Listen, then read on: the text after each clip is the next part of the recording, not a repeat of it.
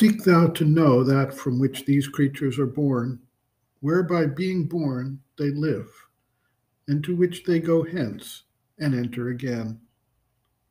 For that is the eternal.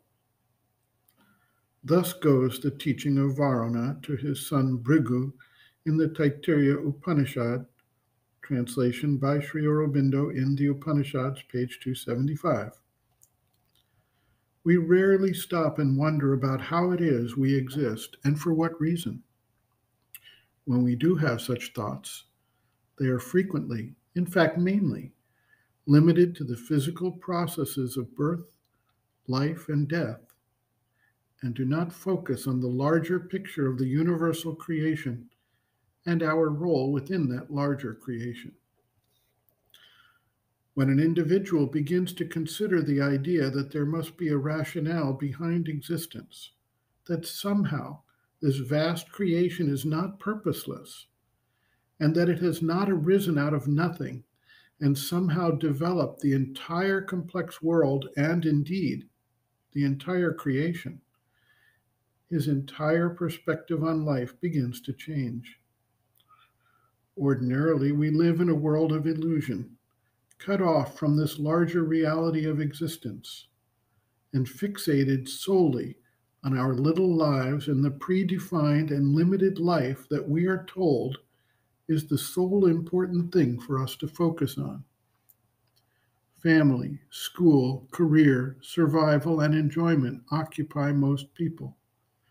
A few, those who have speculated on the meaning of all of this, begin to seek for more, for answers, for understanding, and for unifying our lives with the greater purpose we somehow feel is out there. The mother writes, quote, "The first movement of aspiration is this. You have a kind of vague sensation that behind the universe there is something which is worth knowing, which is probably, for you do not yet know it, the only thing worth living for, which can connect you with the truth. Something on which the universe depends, but which does not depend upon the universe. Something which still escapes your comprehension, but which seems to you to be behind all things. I have said here much more than the majority of people feel about the thing, but this is the beginning of the first aspiration. To know that, not to live in this perpetual falsehood where things are so perverted and artificial. This would be something pleasant, to find something that is worth living for." End quote.